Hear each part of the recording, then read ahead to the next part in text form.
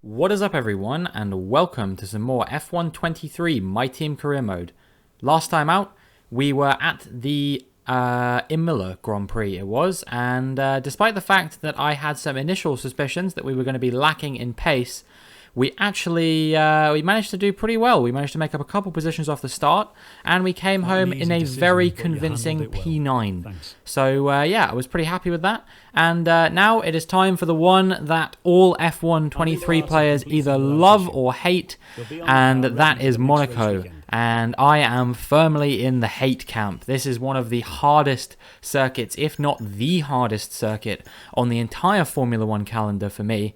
You know, I know that they have said that supposedly the game is easier for controller players this year compared to previous years, but I still just can't shake the feeling that I am not going to have fun today. But we'll see what happens, and we'll see if we manage to get anything. I think that we have a potential to maybe get at least into Q2, and maybe even get into the sort of upper part of the knockout zone of Q2. But I don't see us getting through to Q3 here. Simply, I really don't think it's possible. You know, there are at least 7 teams on the grid who are significantly faster than we are. We can kind of mix it with the Haas's, the Alpines, and sometimes the McLarens. But generally speaking, I think that, you know, our competition lies with Alfa Romeo, Williams, and AlphaTauri. I think if we consistently can start beating those guys, then it doesn't really matter. You know, we're just on the hunt for P8 in the championship, and if we beat those 3 teams, then we will be able to finish P8 in the Constructors' Championship.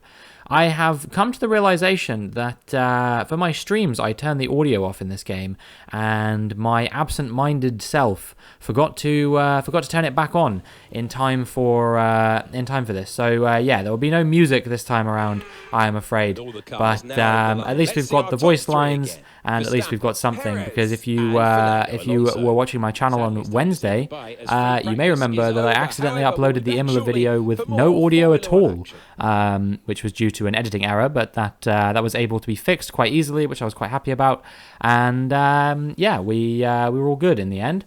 Practice went all right. I passed all the practice programs. That was all good. You know, I had lots more pace than I needed to, but I still couldn't shake the feeling that it was just going to be a miserable weekend.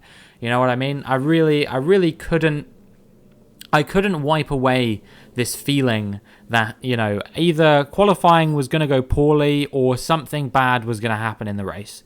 So yeah, I hope for my sake that I'm wrong, but yeah, I just had this really ominous sort of feeling the whole time that this was not going to go entirely my way. But anyway, we can only do what we can do. You know, I'm still gonna push as hard as I possibly can and try and get the result if I can, as we now begin the qualifying session here at Monaco.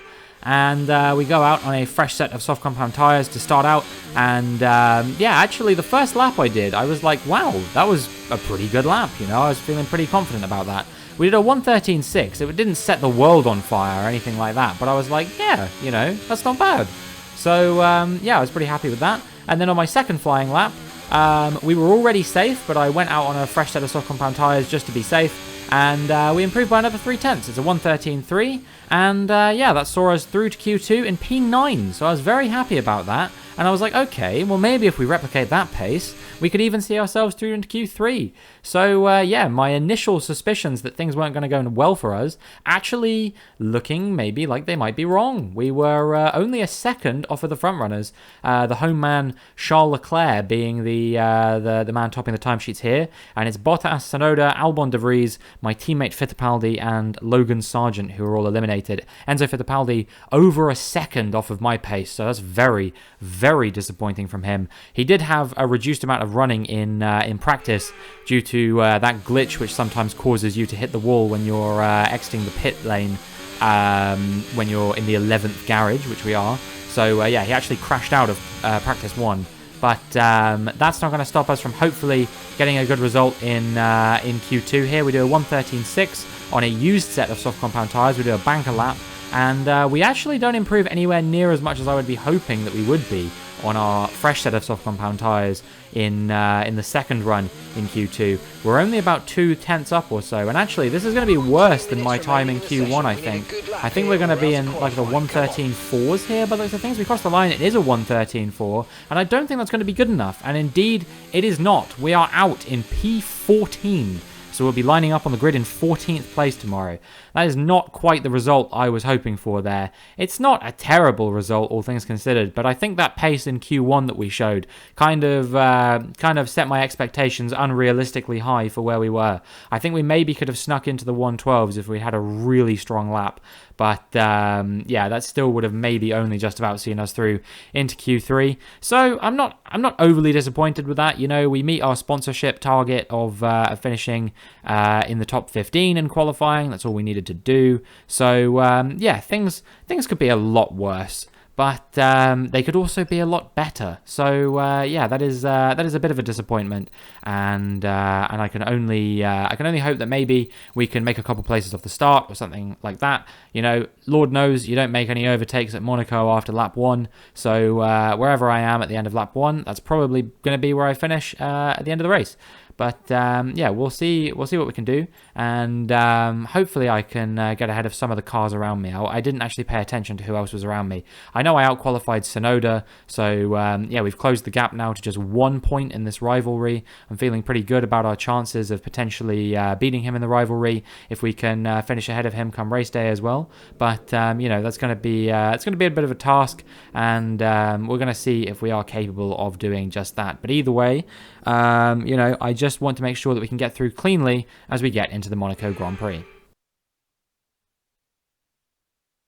Formula One returns to Monte Carlo once again today, home to the world-famous Monte Carlo Casino, first opened in 1863, and of course a certain road race first held in 1929. There is no greater an occasion, no more valuable a win than the Monaco Grand Prix.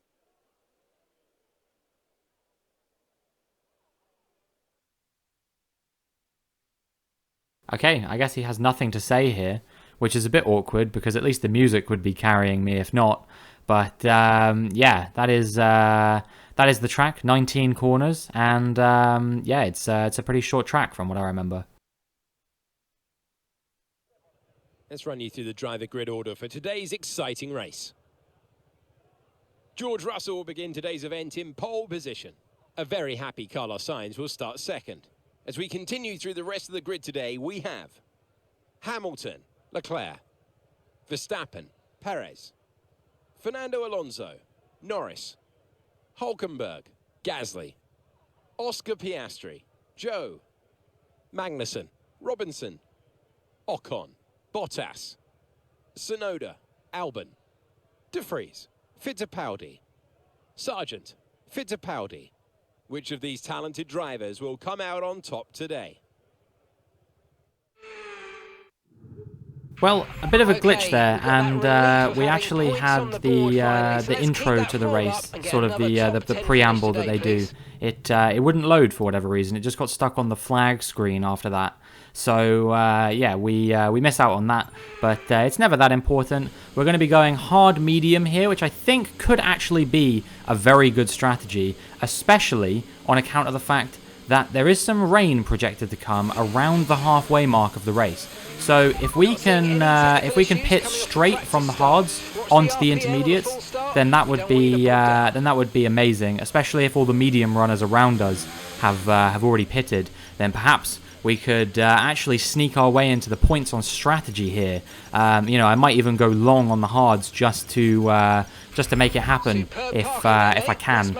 You know, I know my pace around this track isn't always absolutely amazing, but we'll see if we can do anything now as the lights come on and the lights go out. And we've had a very good start compared to both Magnussen and Piastri starting on the inside of the grid. We're all the way up into P12 already. We have to take evasive action a little bit there to avoid going into the back of ZHOU. But yes, we've made up 2 positions off the start. Kevin Magnussen dropping 2 positions as well. So a very disappointing start for him. Meanwhile, a good start for myself And yeah, we're going to see if we can move forward even further now as we come through to this next part of the track. But already ZHOU is 5/10 ahead of me, but he has to stop early, and we seize the opportunity to maybe try and go up the inside of him here, but he's keeping his foot in. And yeah, we're going to be wheel to wheel going through the hairpin. I don't know if this is going to go well, and he pushes us straight into the wall, which allows Piastri through as well, and we've got front wing damage, so that is absolutely terrible. At a track where downforce is absolutely essential, we are going to be lacking downforce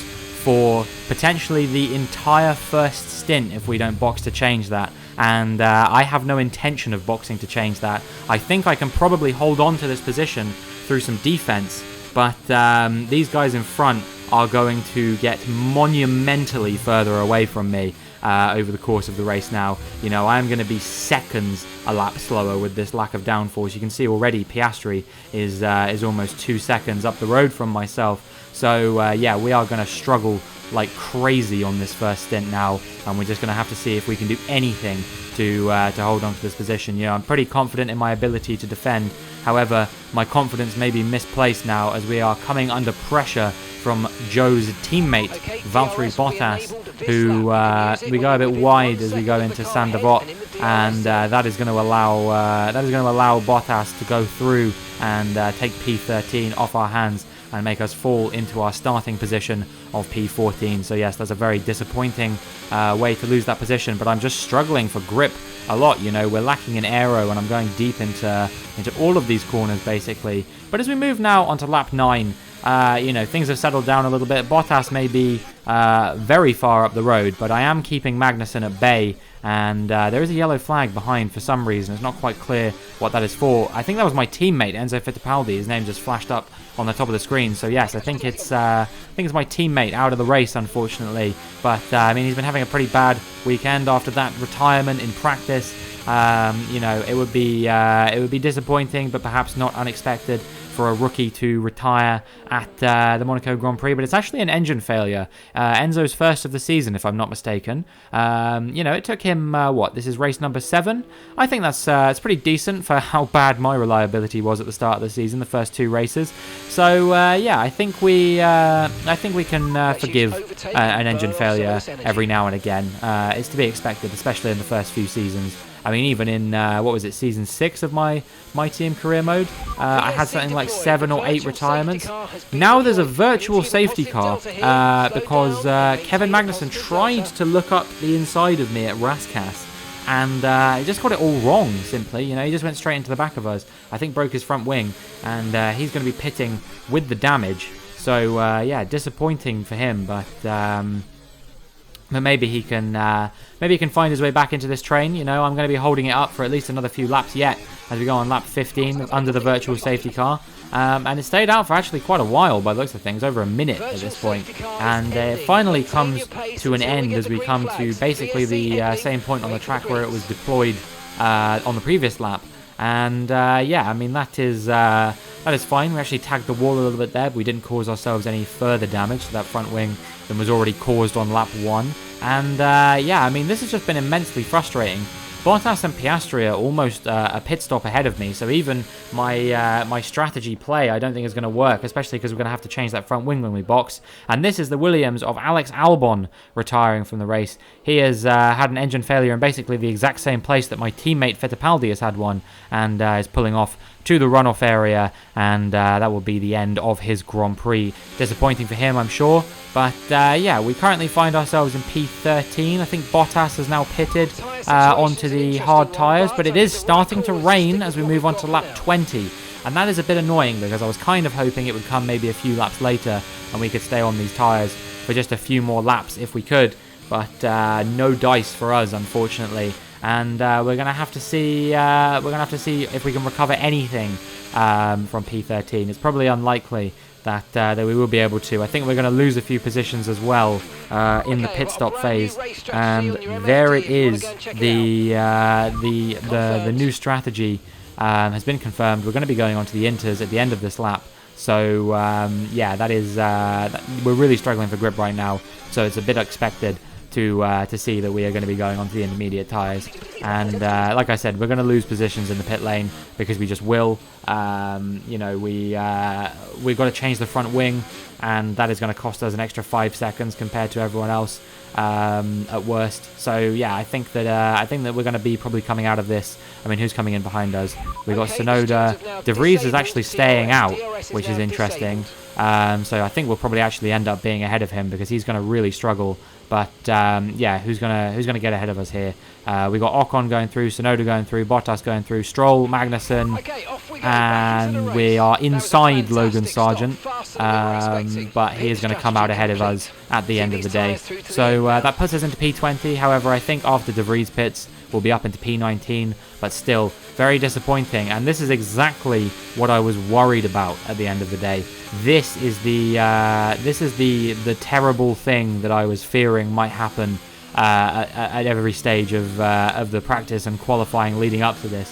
We've had a decent qualifying, nothing remarkable, and we have now fallen to basically second to last place in this race. However, lap 23, and we're actually piling a lot of pressure from Logan Sargent. You can see that he is really struggling to keep us behind right now. He actually moves to the inside to cover us off here, and we're going to try and dive it round the outside of him. And as we come into the hairpin, we are now ahead. So I have not only made an overtake at Monaco, I've made an overtake at Monaco in the wet. I can't believe it. I'm terrible at this track. How have I done that? Logan Sargent perhaps showcasing some of the same level of pace that he showcased in the real-life Monaco Grand Prix this year, if you don't remember that lap where he got overtaken by about 4 cars in the same lap. It was incredibly disappointing for Logan Sargent, but yeah, once they smell blood, they will all pounce, I guess. And now we move on to lap 30. And yeah, you can see that I'm still managing to keep Sargent behind, but the rest of the cars have kind of moved away at this point. I was kind of really starting to struggle for grip at this point, even more so than I was before. So yeah, I don't know what was going on with that, but we were really struggling for pace, really struggling for grip. And now as we move through lap 31, you can see that I'm getting blue flags to the car behind, which if I'm not mistaken is George Russell, who is in the lead of the Grand Prix at the moment. So yeah, he's having an amazing race, and I think on course to pick up Mercedes' first win of the season, perhaps here, if things stay as they are. I'm going to have to wait until we get onto the straight before I can let him go.